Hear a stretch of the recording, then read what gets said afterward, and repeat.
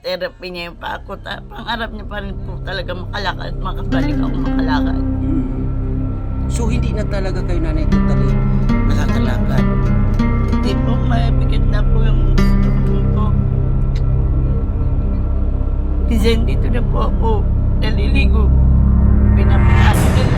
Isang mapagpalang araw mga kalingap mga kababayan, ayan, nandito tayong muli sa barangay Sibago. At mayroon tayong pupuntahan na isang stroke victim daw po. Na ito ay inilapit din sa akin. Kaya mga kalingap mga kababayan, tara samahan nyo kaming muli para makausap ang inilapit na to sa akin. And let's go.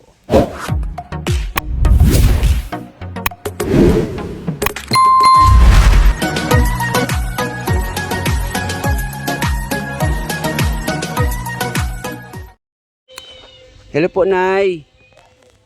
Anong pangalan ni Nanay? April po. Ah? April po. April. Opo.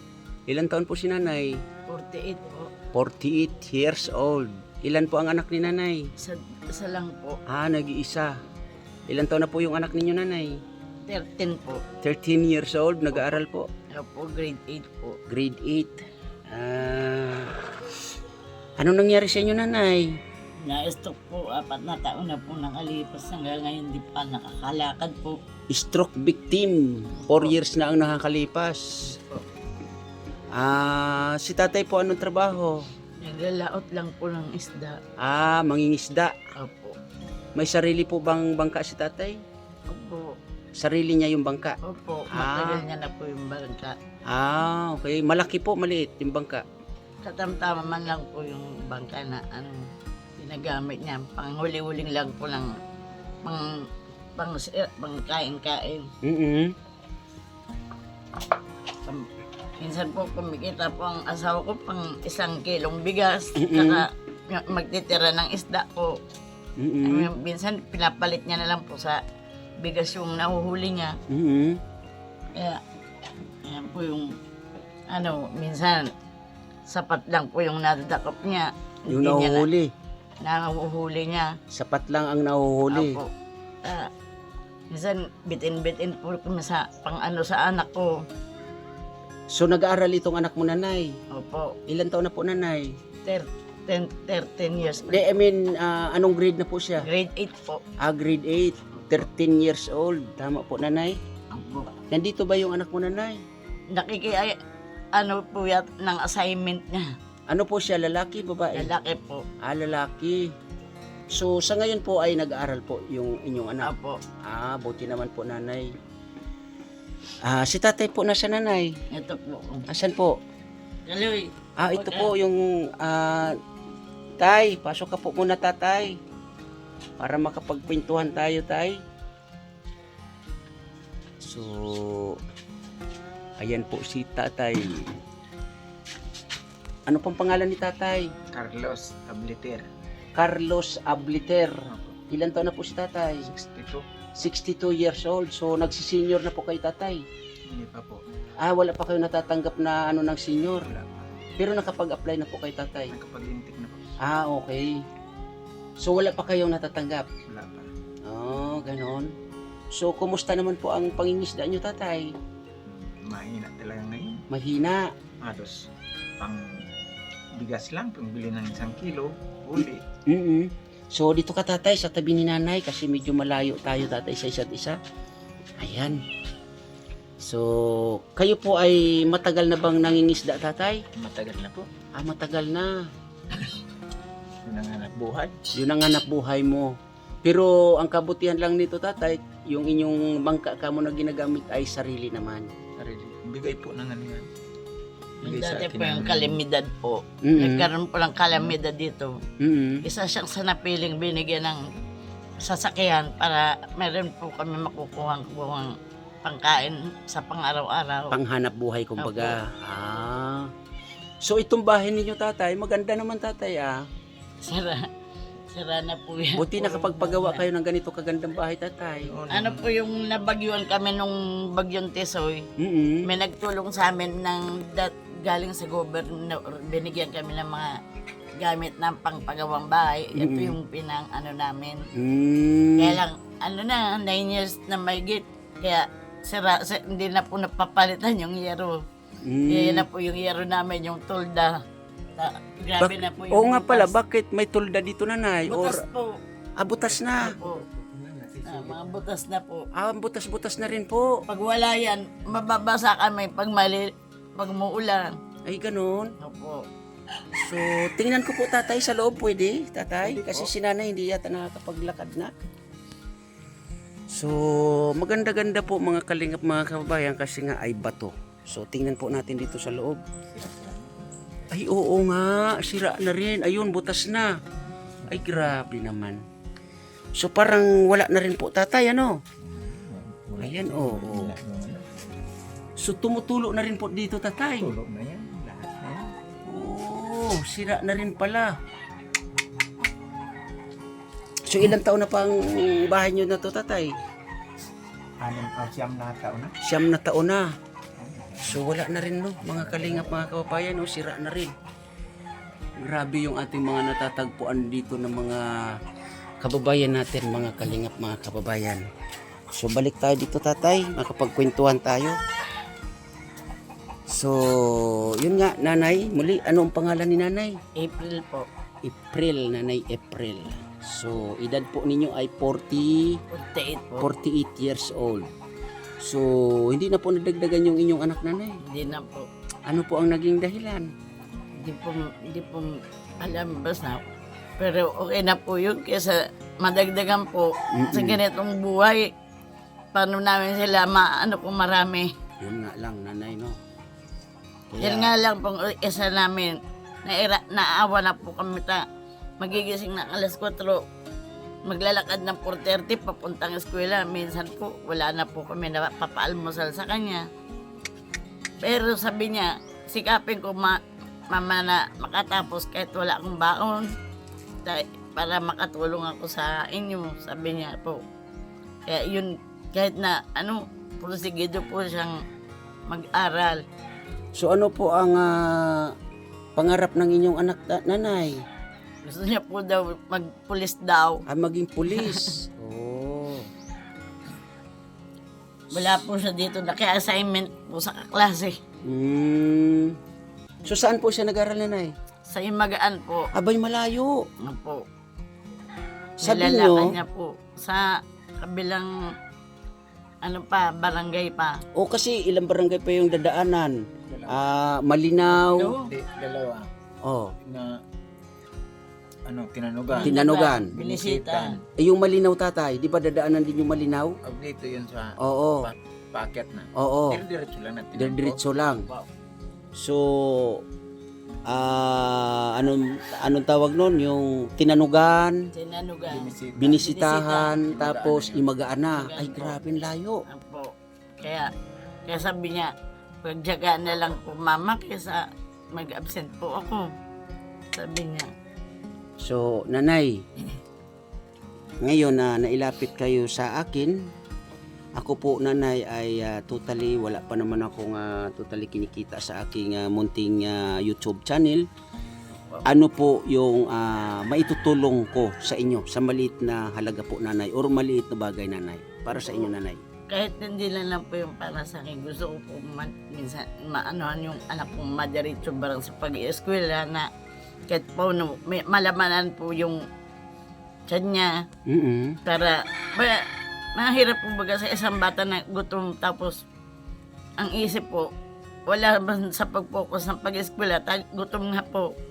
Oh. So ang gusto nyo, nanay, hindi bali nang sa inyo, basta yung inyong anak na nag-aaral ay matulungan Opo. at masubaybayan dahil sa siya ay nag-aaral na susumikap. Di man po, minsan pag uwi na lang po niya siya nakakakain dito, minsan nakakatitira ng papa niya ng yung isda na nadakop niya. Doon na lang po siya kakain. Kaya nababayaan na lang po namin kumain. Sabi niya, minsan sabi ko, gusto mo magtira para baunin mo bukas. Banda, imbis na babaunin niya, minsan i-almusal niya lang po. Kesa naman daw po maglalakad siyang Gutom. kumakalam po yung tiyan niya. Kaya sabi niya, kainin ko na lang mama, pag uwi ko na lang ulit ako kakain. So ibig sabihin, ang bata ay halos nalilipasan ng gutom. So ano ang masasabi ninyo sa anak ninyo, nanay? Sabi ko lang sa kanya, tiis-tiis lang, baka malay mo, makaraos din kahit minsan yung papa mo, ano ka barang minsan sa papa mo, di, pag makaluwag-luwag tayo, mahirap naman po, manghiram-hiram kami dito, mahirap makalapit dahil wala naman kaming inaasahang pambayad. So ilan kayong magkakapatid dito, nanay, sa lugar na to? Hindi man totally po ako ang taga dito. Mm-mm. Siyang asawa ko po ang taga dito. So ikaw, nanay, taga saan ka, Taga nanay? Manila po ako. Tagalog ka, nanay. Opo. So alam ng mga kapamilya mo doon na nandito ka po. Opo. So ilan taon ka na po dito, nanay? Mahigit na po kaming 16 na taon na ako dito. Okay, so 16 years ka nang nandito sa Bicol. So ikaw po pala ay hindi totaling Bicolana. Hindi po. So ano po ang probinsya ninyo, nanay? Wala po. Manila Manila lang po talaga. talaga po. Oh. So alam ng mga kamag-anakan mo sa Manila ang sitwasyon mo sa ngayon, nanay? Alam po nila. Kaya lang para po ako binabali, wala na nila. So anong panawagan mo, nanay? Baka mapanood nila ito sa iyong mga kamag-anak sa Manila. Sana po mapapanood nila ako. Na alam naman nila yung sitwasyon ko. Mabigyan man lang nila ako ng kunting pansin. Di man lang na sila nakakaluwag siguro. Bigyan ba lang ako ng kunting-kunting tulong para sa kanila. Pero kung ano naman, wala naman problema. Ganun naman talaga. Ang katwiran daw po, may asawa ka, asawa mo na yung ano. Bubuhay sa iyo. At lahat ay Pero sa sa asawa na. ganitong sitwasyon namin mag-asawa, hindi man po ako, kaya kung ang asawa ko nakakaluwag-luwag, ang balak niya po, ipagamot niya ko, ipatherapy niya yung pa ako. Pangarap niya pa rin po talaga makalakad, makabalik ako makalakad. So hindi na talaga kayo, nanay, totally nakakalakad? Hindi po, mabigat na po yung katawan ko. Minsan dito na po ako naliligo. Pinapakain nila, sila lalagyan. Minsan, imbes na ako yung magtulong sa anak ko, prepare ng mga pangangailangan niya. Siya mismo, solo niya, dahil yung papa niya naglalaot. So yung mga kalingap, mga kababayan, naiiyak si nanay dahil sa kanya pong sitwasyon, ano?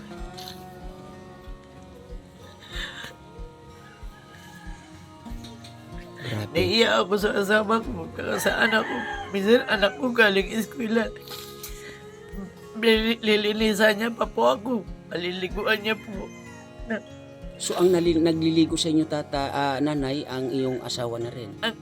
Minsan po ang anak ko, pag kasi yung asawa ko, minsan parang nangahoy. Minsan nag-extra siya magkahoy para makabenta ng mga kahoy na pang gatong. Ganon kahirap ang sitwasyon nila, nanay, mga kalingap, mga kababayan, ano? So, tay, ano po ang masasabi ninyo kay nanay? Ako, ano lang sa kanya. Nawa na ako ng gusto.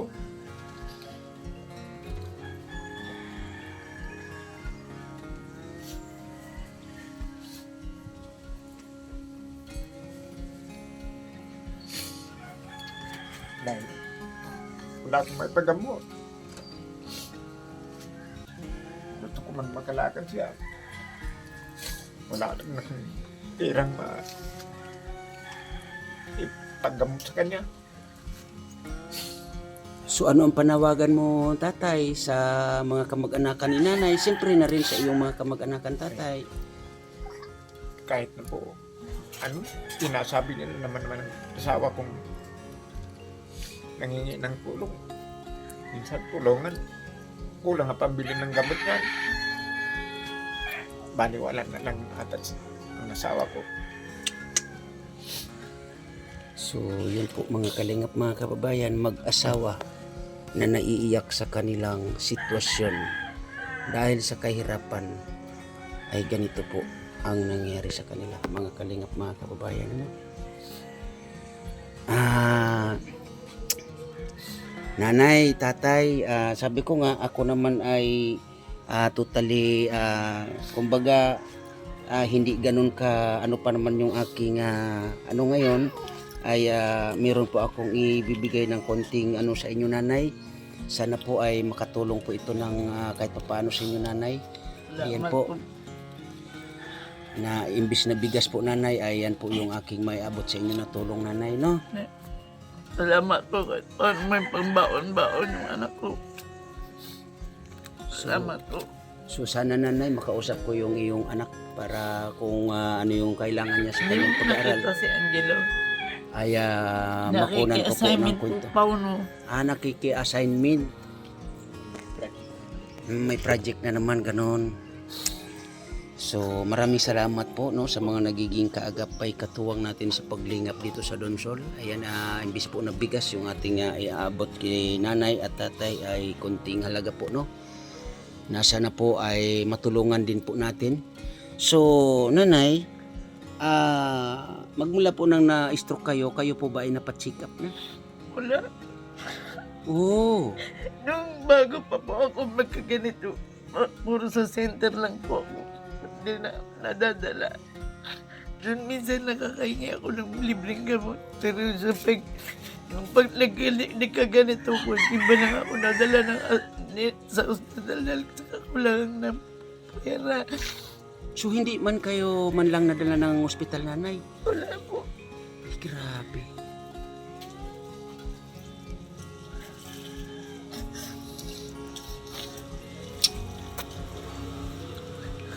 Grabe mga kalingap, mga kababayan, ano, ang sitwasyon nila. Na ang maganda-ganda lang sa inyo, Ang nanay. hinihingi ko na lang po ng tulong minsan. Gabayan na lang ako ng Diyos na maabutan ko pa ang anak ko kahit na ganito ko.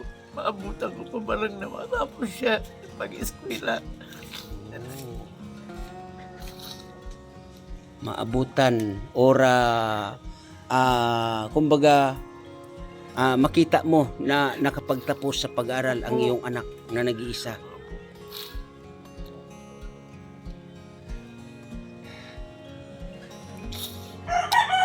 So tatay, muli ano yung pwede pa namin na itulong sa maliit na bagay or kung ano man, ano pa po, tatay, ang pwede mo mahiling sa amin, lalo na Ako, sa mga makakapanood sa inyo. ako hindi naman ako maano. Kung kaya nilang itulong sa amin, wala nang tanggapin namin. Dahil na sa kahirapan ngayon, talagang hirap na hirap talaga kami sa pagganap buhay. Yun lang po. So hindi po kayo umihiling na kung ano man, basta kung ano lang yung maitutulong nila, yun lang po ang tatanggapin. Tatanggapin ko. Dahil na yun ang kinaloob ng mahal na Diyos sa amin. Sa kahirapan. So dasalan po, nanay and tatay, na tuloy-tuloy lang ang buhay, lalong-lalo na po ikaw, tatay, kasi ikaw yung naghahanap buhay, ano, gabayan ka ng mahal na Panginoon, lalong-lalo na ay sa laot ang inyong hanap buhay, ano, gabayan ka ng mahal na Panginoon at nailagay ka lagi sa maayos na sitwasyon. Lagi pong mag-iingat, tatay, ha, lalong-lalo na pag hindi magandang panahon, wag ka po basta-basta maglalaot, Hindi tatay, ano. naman po kami pinapalaot ng Coast Guard. May masamang panahon. No, kasi mahirap na. Pinupuntahan kami rito. Minsan Nagbibigay lilipat ng po kami babala. sa Mm-mm. barangay minsan po pumapasok yung tubig dito. Mm-mm. Bain na po kami. Ibig sabihin na inaabot kayo ng tubig dito. Opo. Ganun. Puti, mababa ito. Minsan hindi pandanan ito. So may takot kayo dito sa lugar na to. Opo. Minsan nga po nagising kami. Minsan nung nakakahiga pa ako sa sahig, nagising kami. Nilulutang na kami sa tubig. Ay grabe, no. Kasi nga mga kalingap, mga kababayan, muli ay ito ay nasa gilid ng dagat, no? So, ganun lang tatay. Ano ulit pangalan ni tatay? Carlos Abliter. Tatay Carlos, muli, lagi po mag-iingat sa iyong trabaho, no? At yun nga, dasal po tayo palagi sa mahal na Panginoon, ano? Yun po ang gumagabay sa amin na mahal na Panginoon Diyos. Yes. Yan ang umaano sa amin na sana bigyan pa ng mahabang buhay. Yes, tama po tatay. Dito sa asawa kong hindi na nakakalakad. So talagang hindi kayo nakakabangon-bangon man lang nanay? Hindi po.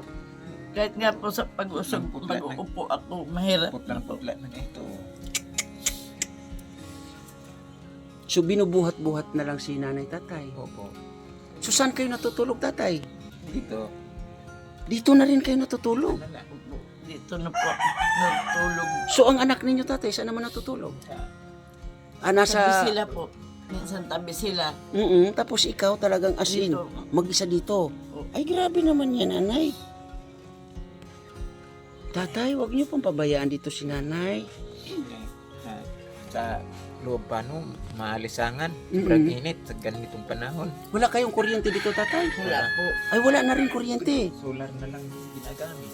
Bakit wala kayong kuryente? Wala. Dati po meron. Kaya lang po sa biglang kaanhan nga ni. Wala po kami mga pambayad. Hindi na namin napakabit.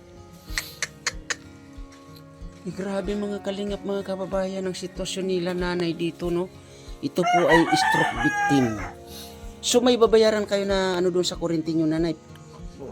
Mga magkano naman yung babayaran nyo doon? Ano po, yung pakabit daw po, inaabot po may 3,000 po. So dati kayong may kuryente dito? Opo. O ngayon, Hindi na po namin nakayanan bayaran, pinutulan na po kami. so puto lang yun nanay. Ibig sabihin ko, kung magkano yung hindi nyo nabayaran doon, pwede naman yun ang bayaran at pwedeng maibalik yung kuryente ninyo. Tama Opo. ba? So mga magkano kaya tatay ang babayaran ninyo doon? Hindi ko na po alam. Matagal na po kasi kami walang kuryente. Nabot na po kami ng 2 taon. So okay lang po yun nanay. Pag baka pwede tatay, malaman ninyo doon sa ano bang nakakasakot, Suriko ba? Opo. Na yung pangalan ninyo, alamin ninyo doon kung magkano yung inyong hindi nababayaran doon. Magbaka sakali tayo na mabayaran yun at magkaroon muli kayo ng kuryente dito. Magkano yun po yung binabayaran ninyo dito sa dati? Sa monthly ninyo? May gitin libo, pero may mga appliances siguro kayo noon. Wala po. Yung electric fan po, tsaka yung TV po na naibenta na rin. Wala na rin. So ang importante sa inyo nanay, lalong-lalo sa iyo ay electric fan. Kasi ay, medyo mahirap ito mga kalingap, mga kababayan, So ano lang tatay, pag alamin nyo po kung magkano yung babayaran.